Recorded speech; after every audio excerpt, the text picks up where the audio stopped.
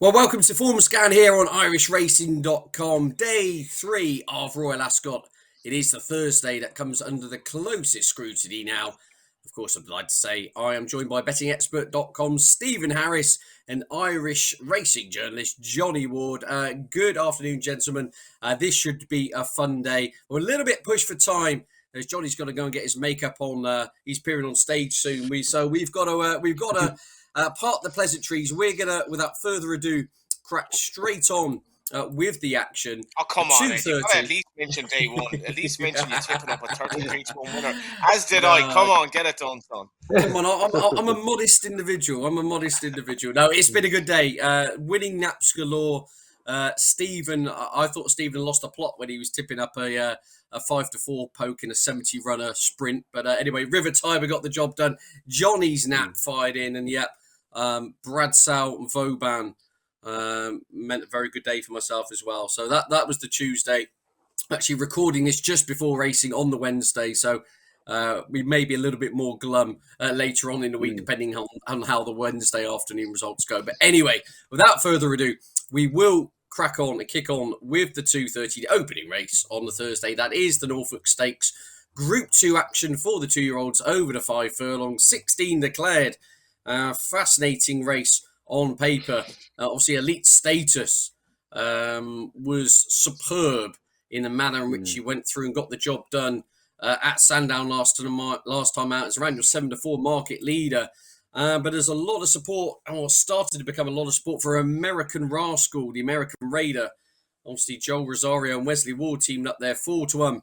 Then 13-2, Noche Magica, No Name Meets 9s, His Majesty 12s, 16s, Bar. Stephen, I'll bring you in here. You're with the home team, the American team, the Irish team. It's a bit of an international flavour to this and an exciting contest. Yeah, I think this is a really good race to watch. I mean, I think that the standout contender from Britain and Ireland in this particular race is elite status. That national stakes win, absolutely devastating, storming clear on her own up the middle of the track, basically, which is not an easy thing to do at Sandown, but really impressive. His own, sorry, I beg your pardon, Colt, obviously. I think the key here is the low numbers. The top one, American Rascal, won that race in America over 4 furlongs by over 10 lengths. So he's going to be 5 lengths clear from trap 1 under Joel Rosario. And I think that'll set it up for elite status. I mean, I do think these American horses, I mean, I don't know anything about them or what the form's worth. I'm not sure anyone does. I think a few of the sort of clock watchers like to pretend they've got some sort of insider knowledge about them. But in recent years, they've not made the impact that they used to make. And we saw one of Wesley Ward's on the first day of Royal Ascot not beat the ambulance. So you do have to wonder whether they're quite so effective as they used to be. But obviously, any horse that wins by 10 lengths, you have to respect. But I think my view of this race is that Elite Status has got a brilliant makeup, drawn low, tracking American Rascal and stamina at this trip, 5 furlongs. Elite Status really powered up the Sandown Hill, and I think has got a really good makeup to swoop late here. The only negative, Ed, and I'm not going to pretend that I think this is any bargain at around 7-4. There's lots of unknowns. It's hard to compare the form. 16 runners. I'm not rushing to take 7-4, but I wouldn't be opposing elite status in a hurry. I suspect the move might be to lay the Wesley Ward horse a place because he could be one of those. He might be completely different class and sluice up, but if they don't stay 5 furlongs, they can weaken rapidly if they go off too hard. So maybe I'll be against that one a place. Yeah, indeed. I mean, speaking of the American Raider here, Johnny, we'll come on to the Irish Challenge in a minute, but I know you're a man who likes to look at your pedigrees. American Rascal, amazing, really. Sire, obviously, is Curlin, who was the great American horse who ended up winning a Dubai World Cup, and the dam is Lady Aurelia. Obviously won the Queen Mary at this meeting a few years back. The absolute part on paper, tug tie on, blinkers on for the first time. Going to go off like the greyhound from the trap. So it'd be fascinating to see how this all plays out. Do you see it with elite status, with American Rascal, or do you think you'll be one of the Irish protagonists coming from off the pace? Well, I'm with Steve on American Rascal, and as you mentioned, Ed, you preempted my pedigree bluff here because this horse is obviously by Curlin. So to have the speed that he has to run away with a 4 furlong, effectively a dog race on debut is quite remarkable, really. Because despite the Lady Aurelia factor, when you're by a sire who's basically a middle distance horse thereabouts, you don't expect to have that speed. Now, Steve also said the relevance of Wesley Ward and kind of, running away with these races has definitely waned a bit. And you're looking at the pace angle here. So as much as, the favourite has outstanding form claims, 100% is outstanding form claims, my bet of the day here goes in the first race, Devious. Duncan O'Brien, 5 from 10. 5 from 10 with his 2-year-olds this year. He had another winner at the weekend, his last 2-year-old. And when this horse ran, I'm just looking at the comment here if I can find it, when he made his debut. It was at Naas. It was significant in itself that he was sent off favourite. After the race, he said he shouldn't be that fast because he's so big and strong. He's a proper horse. I was thinking of coming here today and look at the Coventry, showing the speed that he shows. Maybe the Norfolk instead. We have nothing to take him off the bridle at home. And if you watch his race at Naas, and I can make a massive judgment on the form, but the form looks fine on the basis of the one horse that actually, the couple of horses that have shown form since, form looks fine. He absolutely cantered through the race the far side. He's going to get a toe into the race probably off the American horse. Duncan's having an outstanding season with his 2-year-olds. I think this horse, he's by Star Spangled Banner, who was a winner of us the Golden Jubilee at this meeting back in the day. He's a real pedigree for this race. I can't wait to back this horse, and he's available at 16s at the moment. And you can get 4 places with the top price as well. Right, excellent stuff then. So a strong word for Devious for Johnny Ward, 16-1 each way. Excuse me, get involved. But yeah, be a totally compelling opener to proceedings. That is the 2:30, the Norfolk Stakes. Moving on to the 3:05, the King George V Stakes here. This is a trappy old handicap, isn't it? As you would expect. What have we got? We've got 19 declared for this race. Obviously, 3 reserves at the time of recording. We're on the round course here, aren't we? Of course, over the 1.5 miles.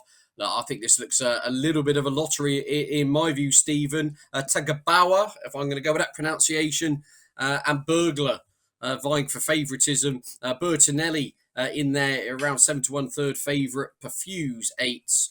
Wonder Legend the same price. You're on to Valiant King 10s, 14s bar. Wide open makeup. Do you share that view, or do you think there's one perhaps the market has missed? Yeah, I think it's at least sort of 8, 9, 10-1 the field. If you're going to play each way, there'll be extra places, 5 or 6 places around. It's not got a great shape with the conventional place terms, 20 odd runners. I thought that Burglar, I hate tipping up Frankie Dettori horses. We mentioned it on the opening day, didn't we? They don't tend to be any juice in their prices, but Burglar has impressed me. He's been very strong in the market on all 3 runs so far. He's been sent off an odds-on favourite twice. He actually got turned over. I think it was at Kempton on his second career start over a mile 2. He just pulled too hard in a small field. They send him up to Redcar, which is often Gosden doesn't mind, and other Newmarket trainers. They send horses they think are well treated to win their races, but so that you get a lesser handicap mark by winning a little race up north than you do if you're going to win at Sandown or Ascot, something like that. Before you're going to the Royal Meeting. And Burglar won a very hot little race last time at Redcar under Havlin. Despite again going a bit freely, very strong at the finish there on quick ground, up 2 furlongs in trip will definitely suit him on handicap debut, and I think this mark's fair enough. I think he's bound to run well. Dettori's up. He hasn't settled yet, but I think he'll settle here in a really strong run, big field handicap. Interesting, yeah. Burglar, as you say, in those famous Mr. Anthony Oppenheimer silks, around 7-1. A solid each way shout for Stephen. It's a race I'm very happy to give a swerve to. Johnny, yourself? Yeah, it's not one I'd be getting heavily involved in, Ed, but I do like Bertinelli. He does have a tricky draw. He's a fine big horse. He's out of Together Forever. I think she was placed in the Oaks, or her sister was placed in the Oaks, but he's effectively an absolute guarantee to improve for the 1.2 miles. When he won at Newbury, he did fall in. He was kind of maybe always getting there, but really just needed to get up on the line as he did. He won by a neck. It was a kind of a scrap finish, but immediately after the race, that was over a month ago, Aidan O'Brien was talking about coming here for this race, or the King Edward. He's come here. Horses are in great form, to be fair. He's a horse that, as I say, is almost certain to improve with time and distance because he's so big and he's so raw. And I think it'll be a question of Ryan Moore getting him into some sort of rhythm. He's a horse that I think if he travels in the race well, he's going to shorten dramatically in running. And you're getting, you're getting sevens. Some bookmakers playing 6 places, so I'd be more than happy with that. But it is a tricky race, really, really good race. And I have to say, this is. We're getting on to one of the horses I can't wait to see in the next race. But day 3 of Royal Ascot is insanely good. Yeah, it's a great day, isn't it? It really is. There's a good blend of speed, trappy handicaps, and the high class Group 1 action, which we will touch upon later in the show, obviously, with the Gold Cup. But 340 is the Ribblesdale, a race which has a fascinating dynamic to it. I don't know if fascinating is even the right word, but Asifa is perfect for the social media age, I think it's fair to say, because you only need to have seen the last half furlong of what she did at Goodwood, and that tells you all you need to know last time out. Phenomenal performance of taking that field apart visually in that listed event. Connections, Connections saying, we're not going to waste time with her. She is in fine fettle at present. We are going to crack on. So, 11 days later, here she is in the Ribblesdale. Johnny, I get a hint you're quite excited about this filly. She's up to 1.5 miles for the first time, as well as up in Greater Group 2 for the first time. Do those two challenges in themselves present enough of a doubt about taking 4 to 5 about her? Or do you think she could be the second coming? I mean, she's getting quotes of 12 to 1 for the Arc de Triomphe, for goodness sake. I mean, how do you sum up Asifa?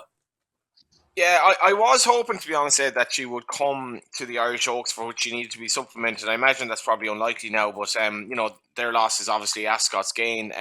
There was a lot of debate on Twitter about sectional times versus kind of old style form analysis. Maybe there was one winner yesterday. The speed horse yesterday was beaten, and Alasifa, funnily enough, does not fall into the bracket of a horse who really impressed the clock watchers at Goodwood, but she's by Frankel. Obviously, Frankel had another great day yesterday. Sorry, in the first 2 in the first race, as an example.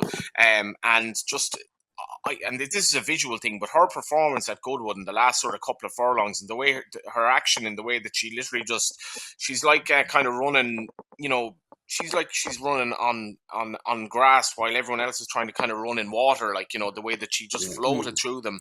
It was an amazing performance. And again, without going into the pedigrees, Frankel is a lot of his horses are tricky, but she's out of Anine, who was a lawman filly that was a really, really tough, genuine, good horse for Kevin Prendergast. And the style of her performance at Goodwood, and bear in mind, they really took their time with this filly because she was too weak as a 2-year-old, which is quite interesting considering that, a lot of these Frankel horses do. They're not necessarily straightforward, but I think she's breathtakingly good potentially, and she should be anyway miles better than these. No issue at all with stepping up to 1.5 miles. Just Jim Crowley, hopefully, there's no issue with the preliminaries with that. I don't have any suggestion that she's tricky in that regard, and I can't wait to see her, and I would be actually backing her for the Arc, getting those 3-year-old allowances that the fillies get.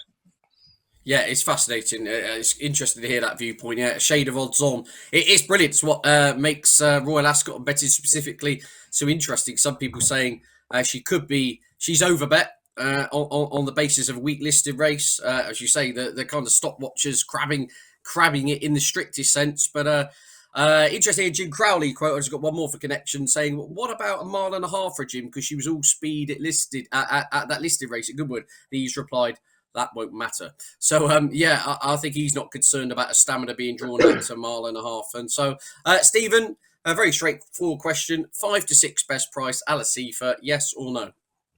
Yeah, I mean, I'm a believer. Johnny summed it up perfectly. I thought it wasn't. Forget about times. I mean, Crowley was almost pulling her up 2 furlongs out. I think she's the most impressive winner I've seen for years, to be honest, at Goodwood. And I think she'd need a lot of bad luck in running, as long as she gives her running, not to win this really impressively. The other half run, I don't think there's many runners. I don't think it's that competitive a race, because I really do think she is different class. Blue Stocking, I think, will reverse the form with Warm Heart from Newbury. Had a poor position and made up a lot of rapid headway there, Blue Stocking, and remains open to plenty of improvement. But I'd be slightly surprised if that form was anywhere near Asifa. I think Asifa is going to be a fascinating exchange horse tomorrow, because as you touched on, Ed, I think there'll be some people who get their algorithms from the clock, and they'll think that she actually didn't achieve that much, and she's not got as much to spare as the market suggests. But I disagree with that. I think if you can get around evens, which I suspect you will tomorrow, bookmakers fall over themselves to lay short ones at Royal Ascot.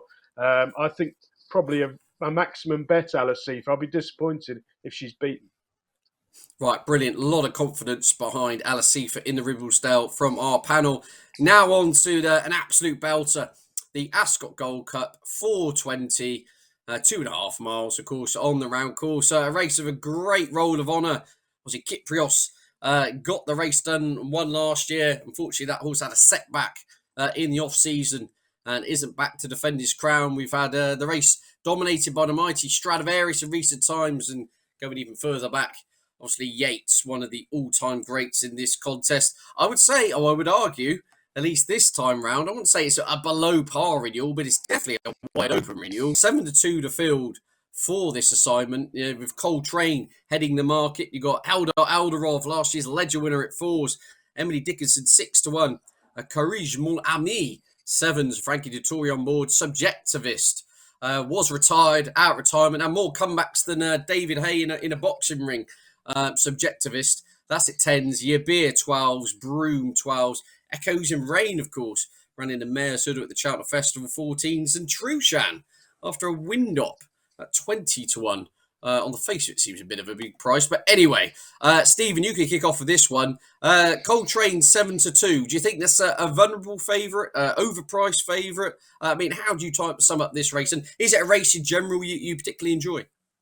And I think it's a really good race to watch. It's a hard race. I mean, I don't think instinctively the front two have both got holes in them. I mean, Coltrane won that race on reappearance. He's a lovely progressive performer, but he's definitely flattered by the run of the race at Ascot on his return. And basically, there was a front runner. There was a front runner. I think it's called Rajinski in the race, who went off far too quickly and stopped and got in a row with Trushan from halfway. And Coltrane was ridden cold out the heat of the race and looked like a superstar. But I think he just picked up the pieces. The other one, Elderov, who did us a turn, won the St. Ledger last season, of course, and ran perfectly well at York first time out. But if you watch that run, but I backed him because he was a big drifter, and I thought he got to far too big a price. But he looked very recalcitrant. He was under pressure before the turn for home at York, and he did plod on. But I'm not sure that was that encouraging personally. The longer trip might help, but I don't know. 7-2 coupled, the pair of them. It's a short price. It's a short price. Can buy 11-8ish. The pair of them, 5-4. I'd sooner be a layer at those prices combined. And I thought the one that was interesting was Echoes in Rain, a horse you love, Ed. I know over jumps. It was really impressive over jumps, punches down, a smooth traveller.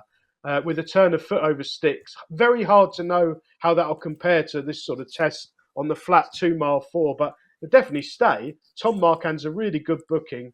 I should think you'll probably get nearly 16, 20-1. I thought that was one of the most interesting outsiders. Yeah, fascinating. If I'm not mistaken, Johnny, isn't Echoes and Rain bred by former England cricketer Craig Kieswetter? He's got something to do with Barnane Stud. Maybe I'm getting mistaken, but I will look that one up. But anyway, moving on. Yeah, Echoes and Range say classy mare from the flat. Vulnerabilities about the top two potentially. Johnny, where are you going with this one? Yeah, I actually, after we recorded the first 2 days, I was in Kilbeg and spoke to Patrick Mullins, who obviously, I think he had a very good day at Royal Ascot yesterday. He had the day off, and obviously I think he was toasting his stable's 2 horses in the last race. But the one thing I do remember him saying about Echoes and Rain was her work has been exceptionally good coming here. She's a funny one for me. She's a horse that I've never really been a mad fan of. I wouldn't necessarily trust her to deliver, but she's been an amazing mare, to be fair. And as you say, this doesn't have it has the making of a really competitive race rather than a brilliant renewal of the race. If you look at some of the past winners of the Gold Cup, from Yates all the way up to Kyprios last year, who I thought was going to be a star in this division, and Stradivarius in the middle order, St. George, I don't really think there's anything of that kind of calibre in the race. And if you are looking at my idea of the winner here, as much as Coltrane is my idea of the winner, if you look at his 2 performances against Trushan last season, there was nothing between them, and one is 20s and the other is 7-2, and Trushan's had the wind up, he's had the rain arrive. Whether it's quite enough, I'm not so sure, but I am with Coltrane. I would give a good mention as well to Emily Dickinson, in the sense that I think I think this is, we all remember her Dame Chiquita, but I think this is probably going to work out for her because her performance at the Curragh back in October on heavy ground over 2 miles was very good. She looks like she's a Yeah. stay in the making. Not quite so sure Aidan O'Brien's excuse washes the last year that it was a messy race. It was, but she was still well beaten. But I think she's going to perform better. Coltrane for me, I'd probably play each way as well because I think he's so reliable. He's going to be thereabouts. Yeah, I'm with Emily Dickinson. I just hope there's enough juice in the ground. I think the more her stamina's drawn out, the more she'll improve. I think it was all happening a little bit too quick for her last time out on quick ground at Epidstown. But I do take a point. I'll probably play it late with Trushan. There is a chance. Alan King's quote saying perhaps he's had one battle too many, but we noticed something with his breathing, so we've given him a window. I mean, if he goes north of 20-1 on the exchanges, as you say, his best form, he's favourite on best form, to put it bluntly, isn't he? Trushan's last year, so might be one to keep an eye on with the price for Trushan, who's got the back class. So should be a riveting renewal of the Gold Cup at 4:20. On to the Britannia at 5 o'clock. Good luck is what I'm going to say. Well, I've got a strong fancy in this, but I'll come back to that later. I want to let you gentlemen steal the limelight first. So where are we going with the Britannia then, Johnny? Well, we got 30 declared, of course, isn't it, for this race? Are you worrying about draw biases, unknown draw biases, speed figures, collateral form, throwing the pin? How do you work this one out? all of the above, like so difficult. I mean, but there should be paying. God, at the moment they're only paying 4 places. That's going to obviously improve in this. I do like 12 Docklands places. and 12 place. Yeah, I do like Docklands. It's interesting that Harry Eustace had this horse entered in the Guineas, in the Irish Guineas, and they weren't really sure how the ground was going to work out the last day at Ascot necessarily. But he's backed into even money favourite. He absolutely bolted up. Now, he got a stone and the form hasn't worked out, but he's won over course and distance. I'd say they were prepping him for this race. He's come here. This is completely going to be his cup final at this stage. He does look a very, very nice horse, and he might have a little bit in hand. He's very likely race, so 10-1 for me in Docklands. 10-1 Docklands for Johnny. Stephen, any view on this, or is this time to go and put the kettle on? No, I thought I found one here. I was going to ask Johnny, actually. Yes. Panic Alarm, I think, is quite interesting, of Jessica Harrington. Had one run in a handicap so far. Finished third behind a horse we might have heard of, Paddington. It bumped into Paddington in a handicap. I think it was at Naas on heavy ground, shaping quite nicely. All runs have been at 7, steps up to a mile, much quicker ground, bigger than 20-1. I thought it was a very interesting run. I don't think Jessica Harrington doesn't bring that many horses over for this meeting, and I think when she does, you've got to respect it. So extra places, 6 places or even more might be needed. Panic Alarm for me. Oh, just a side point on the former Jessica Harrington yard. Some stats guru told me in terms of strike rate for June, it's her best month for 3 years.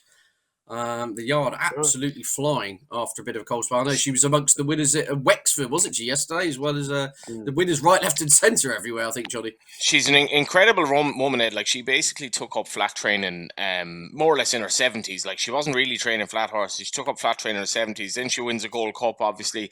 She's gone through a cancer battle that's, would have happened to other people well into their retirement, where it's actually catapulted her to even work harder and achieve more. As you say, she's just coming out of the last bit of chemo. I think she's had about 15 or 16 chemo kind of implants or whatever you want to call it, and she we met her for a sort of a yard visit for the journalists there maybe a couple of months ago, and initially when I saw her, I didn't think she looked that well. And by the end of the 2 hours or whatever that we were there, I thought she looked fantastic. And she was basically dragging us all over the gallops. And we were the ones that were trying to keep up with her. She's an incredible woman. And as you mentioned, her form is very, very good. Panic Alarm is an exceptionally solid horse as well. He is probably going to be, I'd say he might be Crosshow's first winner as a sorry if he got there. And that form, the last day behind Cosmic Vega, is obviously going to get strongly tested today, because in behind were Villanova Queen and you're one there. Absolutely, yeah, and that's a great story. Interesting to see what you say there, Johnny. It's probably just the effect you had on her. That's why she was so happy after a couple of hours. Often, but no, that's a great story. No, it's good to hear. And you say, well, obviously, we'll wishing Jessica Harrington all the best and everything. And yeah, interesting shout for Stephen with Panic Alarm here. My each way plays New Endeavour. The Roger Varian team has raced exclusively over the 7 furlongs. And similar kind of trail of thought to Panic Alarm. I'm just been waiting for New Endeavour to hit a mile. Steps up to a mile for the first time, bolted up at Kempton on the all-weather last time out. Nagging doubt is, can the horse replicate his all-weather form on the turf? But I just think they've been waiting to go a mile with this horse, and I'd imagine this has been the long-term plan. So New Endeavour 18-1, my each-way selection in a wide-open Britannia. Right, 2 races to go. The Hampton Court Stakes Group 3 action. We've got Epictetus, your 5-1 market leader. Drumroll 11-2. Tarito 6-1, 7-1 bar. Epictetus, Stephen, there were hopes this horse would perhaps make up into a proper classic contender this season. Hasn't quite happened for him. However, big drop in class here, down into a Group 3. Is it a yes or a no for you? No, I'd have to be against him. I didn't particularly like the way he won at Epsom when he didn't have anything to beat first time out. I thought he was unconscious in the last 100 yards and not winning as easily as the form book said he did. And then he's been a bit disappointing twice in better races. So I think he might just be one of those horses falls through the gaps a bit. He's too highly rated for handicaps and he's probably not good enough to win group races. So Dettori up, I would imagine he'll be underpriced. I quite like one here. I thought might nearly be favourite Exoplanet, and I wouldn't be surprised if he wasn't tomorrow. He's around about 8-7-8-1 at the moment. Roger Berrien flying, 6 winners in the last 14 days at the time of recording. Exoplanet, lightly raced, very progressive, 4 career starts, up to a mile 2 at Newbury last time on handicap debut. Definitely should have won. He finished 3rd behind Bertinelli, who we'll see how that form works out earlier on the card. Exoplanet had a wide, rough trip throughout, had to be switched right out into the car park and stumbled 2 furlongs out. Otherwise, he would have won narrowly. I think he's got loads more improved. They're staying at this trip for now. I think he'll be 1 mile 4, 1 mile 6 later in the summer, but he's got a lot of potential to be a lot better than these, I think. And 8-1's a very fair price. Fair price, according to Stephen, and with Exoplanet there. Johnny, are you getting involved? I am getting involved. I really like Drumroll here, and we mentioned the Paddington form earlier. This horse available at 6 4 places. He is a full brother to Saxon Warrior by Deep Impact out of Maybe. The last day, I know he sort of fell in. He fell in an inquiry. I actually quite fancied Tutates that day. Tutates was very weak in the betting, but I thought was going to improve for the trip. Kind of a horse that was quite lightly raced for Dunica, and to be fair, he sort of carried him all the way across the track. It was almost inevitable that he was going to get the race, but Drumroll is still, he's only progressing. That was his first go at a mile and 2. Obviously the stable in great form. I think he's going to improve again. He's surely going to be thereabouts. He looks a lovely horse for middle distances. Wonderful. Drum roll for Johnny there around the 7-1 mark. I was kind of in 2 minds of Epictetus. I think that obviously this drop in the class will help him. Thought a bigger price were Pero, Tom Marquand, Ed Walker. I think officially the 2nd highest rated horse in the field. I thought it was a non-stayer in the Derby when finishing 6th behind Auguste Rodin. Will be a lot happier back at 10 furlongs. And that was my view there. I think it's around 14-1 with Pero. Horse number 15 on your cards. That's my each-way play in the Hampton Court. Right, on to the finale. The 6-10, the Buckingham Palace Stakes. Class 2 handicap here, over 50 grand to the winner. Over the 7 furlongs. Really straightforward assignment to wrap things up here, Stephen. Where are you going? Yeah, I mean, this is a really, really hard race, this one. I like Vafortino. He is a bit of a cliff horse for me, but he always gives his run. He's got a terrific record at Ascot. He's not particularly well handicapped, but he's got conditions to suit. I think the better ground will help him. Last time out over course and distance, he ended up being on the wrong side of the track behind Rebel Territories. Still ran really well. The only slight negative, I mean, I really like Benoit Dinasset, but he can't claim anymore. So that's not going to help in terms of ratings and stuff. But Vafortino, I think there's 16-1 around. Maybe I'd take less if you can get 6 places. He's got such a good Ascot record. I think he won the Victoria Cup here previously. Yeah. So he's bound to give his running. Fast run race over this 7 furlong straight track. Absolutely ideal. Any luck in running, he'll definitely be in the first 6. Yeah, absolutely. You're right. Victoria Cup winner last year. Been placed here on another occasion. Very strong course form. We're 10-1 the field here, Johnny. Where are we going for the best bet in the Buckingham Palace? Yeah, I go with Montesib. He was favourite in the race last year. You're going to get bigger this year. He was, I think he was about £4 lower last year, but he had a messy run last year. He's very, very consistent. The chances are something's going to be better handicapped than him, but he still looks the most likely winner to me. So this is the 5 each way race of the day, I think. Absolutely. We always love Johnny Ward's 5 each way race of the day. Of course, you are having a bet. Please do gamble responsibly. In terms of naps and next bests, We're going to nail your colours to the mast here. Johnny, you can continue. Can I have your best bet on the card for Royal Ascot Thursday, please, and your value play? Yeah, well, I suppose I'll give my best bet as Asifa then, if I'm going to go with a value play as the next best, because Asifa for me, I think Steve pretty much summed it up there. I think she's going to be special. She's forget about the clock. She just looks like she's a monster of a horse. So you might get even money, maybe something about that. And my next best, which to be fair, I could well put up as an app, but it's going to be the next best is Devi. So I think you can get 16s with 4 each way places. I think that's an incredibly good bet. That's devious. That's in the opener, isn't it? The Norfolk at It is 2:30. Stephen? Yeah, my nap. I agree with Johnny. Asifa in the 340. I think be mortified if she's beaten. I think she's top class, most exciting filly seen for years. And my next best in the 5 o'clock, another nice easy race. Panic Alarm. I think you get 20 to 1, up to a mile, much quicker ground. Jessica Harrington flying. Paddington handicap form. Can't be 20 to 1. No, that's a fair point. On collateral form, 21 could look a big price. I'm with Emily Dickinson in the Ascot Gold Cup, and I'm with Roger Varian's representative New Endeavour each way in the Britannia, taking on Stephen in that one. My thanks to Stephen, my thanks to Johnny, many thanks to you for watching at home. Of course, don't forget to stay tuned to irishracing.com for all the latest news, views, features of all things Royal Ascot. Stay tuned for more content. See you again soon.